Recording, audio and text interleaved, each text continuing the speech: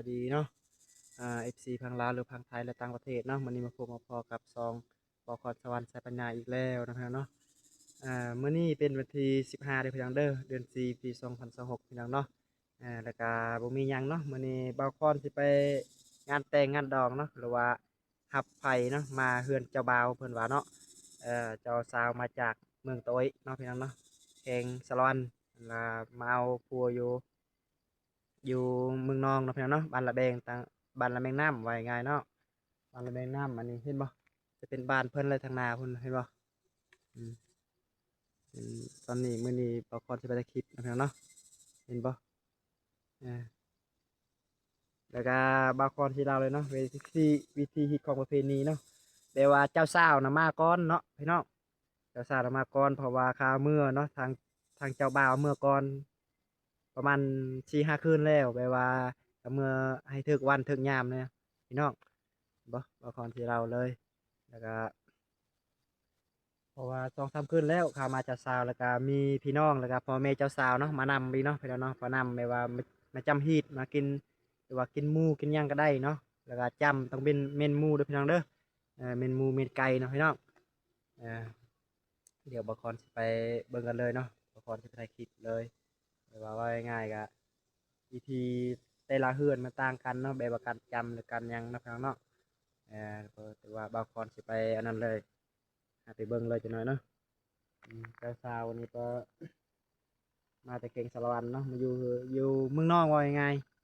เมืองโต้ยเด้อพี่น้องเด้อเจ้าสาวบ่าวคอนสิไปเลยแต่ว่าไปบ่าวคอนสิไปถ่ายคลิปข้างหน้าเลยพี่น้องตอนนี้ก็ฮอดเฮือนเจ้าบ่าวเลยพี่น้องเห็นบ่เอ้ยนี่เห็นบ่เอ้ยนี่โอ้เอ้ยไปตักน้ำพี่น้องเห็นบ่อันนี้เนาะแบบว่าใครจะฮับแบบว่าจะพ่อแม่เจ้าสาวมาจะหน่อยเนาะพี่น้องเนาะอันนี้จะเป็นพี่น้องทางบ้านหรือว่าไอ้น้องนะพี่น้องเนาะเห็นบ่ใครจะฮับเห็นบ่ใครจะเฮ็ดกินเนาะนี่ใครจะฮัดเมนูนี่เห็นบ่แนวกินเห็นว่าใครจะแกงมีจะหน่อยมีเดียวจักใครใส่ยังพี่น้องเห็นบ่ใส่กระดูกหมูอยู่พี่น้องด้วยแต่ข้าวกล่องบ่เห็นบ่อันนี้เนาะมาคอยเกินพี่น้องเกินจะว่าประมาณนี้เด้อพี่น้องเห็นป่ะนี่ก็จะพักกระดูกงัวเนาะนี่เห็นป่ะโอ้บ้านชวนเด้อบ้านชวนเนาะจะตายกี่จะทายกันหน้าเลยนะเดี๋ยวมาคือกี่เนี่ยจะแกงมังมีอยู่นะเห็นป่ะใส่กับมังมีอยู่นะปลาแล้วเป็นงานได้เลยปลาละร้านหมูขนาดเนาะนี่ไอ้น้องพี่น้องเล่นมาเฮ็ดกินนี่ก็จะหับใกล้ๆเลยนะปลาเนี่ยฮะโอ้ยเอาใจนะเพื่อนโอ้ยที่ป้อนพี่ไป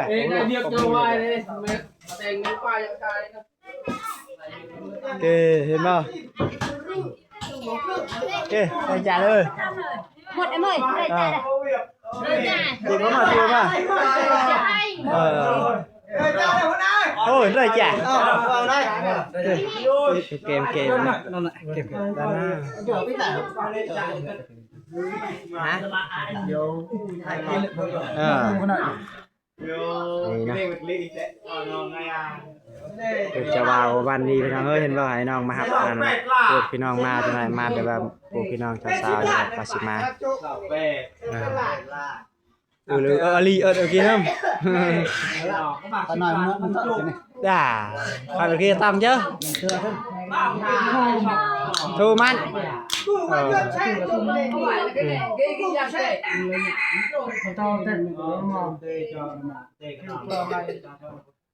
ค่อยมาช่วยไปละthôi nó là bắt bứt nó bứt nó đừng từ kia lấy mà chào sao cả chui nhôngนี่คือการจำได้ไหมเนาะเอามาจำมาได้เลยพี่น้องพอจำฮีพี่น้องมันสอนอยู่ในนี้ อยู่ดีมีแฮงกันทุกคนเราบ่นอกแกมาแลจู้กูอันนึงจู้ไฟจู้เจิ้นน่ะบ่ไปปึ๊ดบ่ได้บ้านสวนยานาละบ้านสวนยาละบ้านสวน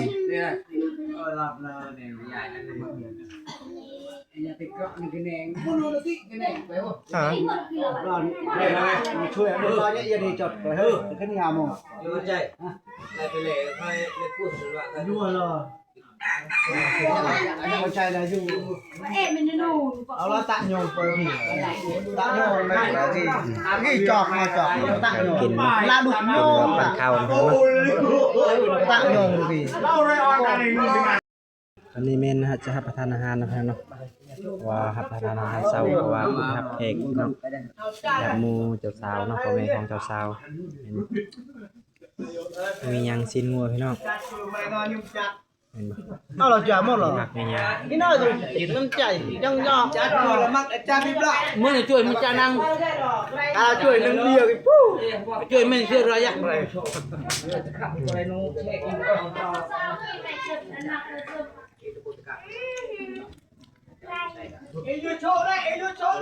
แก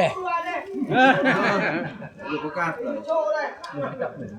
ปลาปอเรียกว่าปอเตไหลจ้ะปลาปอเตไหลเก้าโมงปลาปอเก้าโมงจ้ามาตักได้ปีแต่ละ1 โมง อันนั้นแม่นจะเป็นเค้กเจ้าสาวเนาะมันมากำลังมาพี่น้องเห็นบ่เค้กเจ้าสาวกำลังมาเ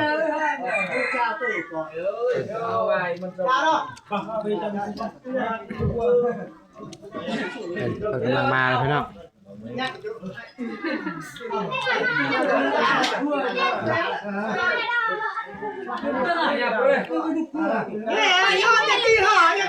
เอ้ย อ่ะได้พี่พ่อได้ได้ บ่บ่ ใช่ไว้ใช่ไว้เอาวะก็จ่ายมาก้อนนั้นอย่างไร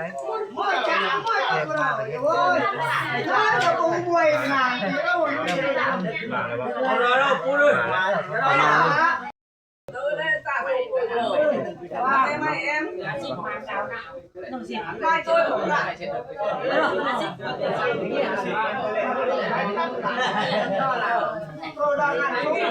ก็จะบ้านจำเห็นบ่จำฮีดสิบอกแบบว่าศาสนาเนาะพี่น้องเนาะ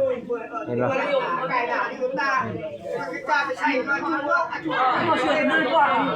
ตอนนี้เห็นบ่พอเจ้าภาพไปว่าพอเจ้าบ่าวกำลังสิย่อผ้าควันนะพี่น้องเนาะแล้วก็สิมีผู้เคนน้อยๆนะพี่น้องเนาะเห็นบ่ตำฮีดตำคองพี่น้องเอ้ยเห็นบ่ผ้าควันน้อยของผู้เคนเจ้าบ่าวเจ้าสาวนะพี่น้องเนาะ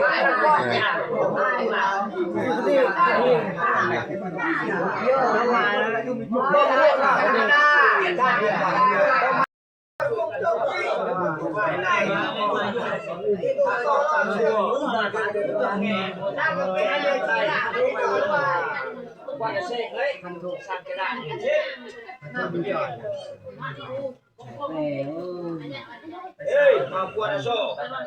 โซ่โซ่โซ่ไปแล้วมันตากอย่างชั่วไม่เจอคนหาคนมาตาตูได้รอบเพื่อที่นี่เพื่อเสียมาเสียมาตัดตัวเด็ก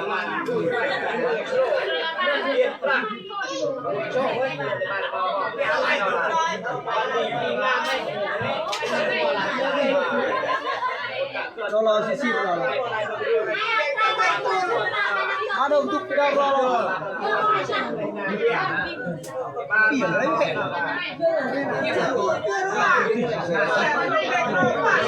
มาเลย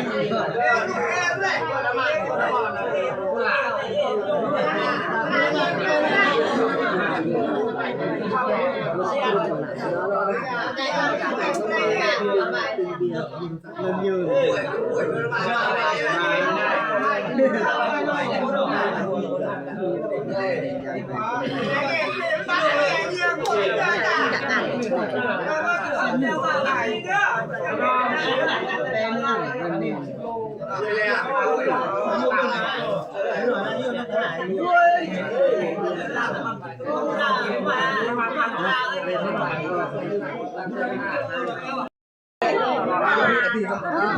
กูดึงมาบาดเตะแล้วไป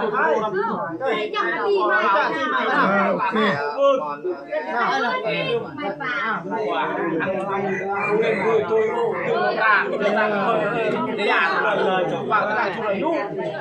Bro lagi ni kain lagi. Kagai tanya anak. Okay.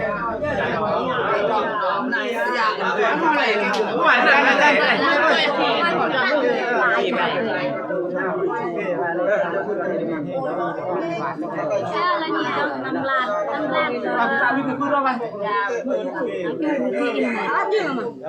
lời mà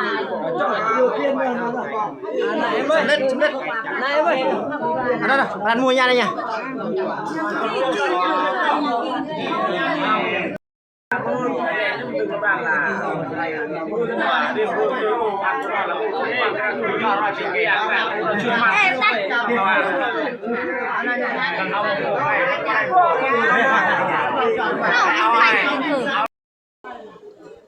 Anh em menจะพวกงูเจ้าสาวเนาะกำลังแต่งกินนะเพื่อนเนาะเห็นบ่เห็นบ่อันนี้จะเป็นชิ้นงัวพี่น้องเห็นบ่จะเป็นชิ้นงัวทางกุยามอบทางเคยเนาะบ่แม่นทางเคยมอบทางกุยาแล้วพี่น้องเห็นบ่ก้มเลยมาใส่ตะเกียงบ่อุ่นฮะไว้อุ่นฮะดูก็เองไหมตัวนี้là vài xeบ่เห็นบ่อันนี้จะเป็นปลาเนาะทางเคยมอบให้กุยาเฮ็ดกินนะพี่น้องว่าก็จะหับหมูเขาเนาะพี่น้องเนาะเห็นบ่ปลานิ่นนี่แหละพี่น้องปลานิ่นพันมาจากตลาดนั่นแหละประมาณนั้นแหละเดี๋ยวแตงกินนะพี่น้องนี่แหละคนประมาณนี้แหละบ่หลายพี่น้องประมาณ50นั่นแหละประมาณนั้นเลยพี่น้องบางบ้านก็ฮอด100 200ก็มีได้ขับไปส่งนางเลยพี่น้องไปส่งสาวๆเห็นบ่อันนี้บ่หลายนี่พอธรรมดานี่พี่น้องเห็นบ่อันนี้เล่นจะเป็นเฮือนเจ้าบ่าวเด้อพี่น้องเด้อ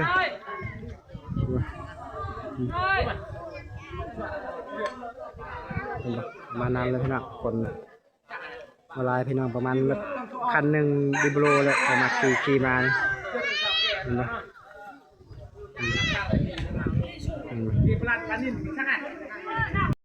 ถือว่าปิดคลิปสมีนะพี่น้องเนาะเราขอจะปิดกันคลิปสมีพี่น้องเนาะคือท่านผู้ชมเห็นเลยเนาะเดี๋ยวว่ามัดปูดเคนน้อยๆนะพี่น้องเนาะมีงานน้อยๆบ่มีหม้อสูตรนะเพราะว่ามีตัวเจ้าภาพลุงของเจ้าบ่าวเนาะเพิ่นควันง่ายๆว่าง่ายๆเนาะเป็นตามฮีตชนบทพี่น้องเอ้ยชนบทลาวนะเนาะบางเพื่อนก็เอาหม้อบางเพื่อนบ่เอาหม้อก็ได้นะเนาะเพราะว่าเป็นฮีตเนาะคันบ่มัดบ่ได้พี่น้องเพราะฉะนั้นแล้วเนาะ ถือว่าบางคนอธิบายแล้วเจ้าสาวเนาะเจ้าสาวก็เห็นแล้วเจ้าบ่าวก็เห็นแล้วเนาะท่านผู้ชมได้เห็นแล้วนะพี่น้องเนาะวันนี้ก็บางคนปิดคลิปหรือว่าปิดคลิปแล้วเนาะท่านผู้ชมได้เบิ่งแล้ว FC ได้เบิ่งแล้วก็อย่าลืมกดไลค์กดแชร์ด้วยพี่น้องเด้อเพราะว่าเป็นกำลังใจคลิปต่อไปเนาะพี่น้องเดี๋ยวบางคนปิดนะพี่น้องเนาะหลังจากปิดแล้วเนาะขอให้ท่านผู้ชมให้อยู่ดีมีเฮงกับพี่น้องเด้อหรือว่า FC ทุกคนเนาะทางลาวหรือทางไทยหรือต่างประเทศนะเนาะจงเบิ่งคลิปบอกก่อนเนาะแล้วก็อย่าลืมกดไลค์กดแชร์เพื่อเป็นกำลังใจให้คลิปต่อไปนะพี่น้องเนาะบ๊ายบายพี่น้อง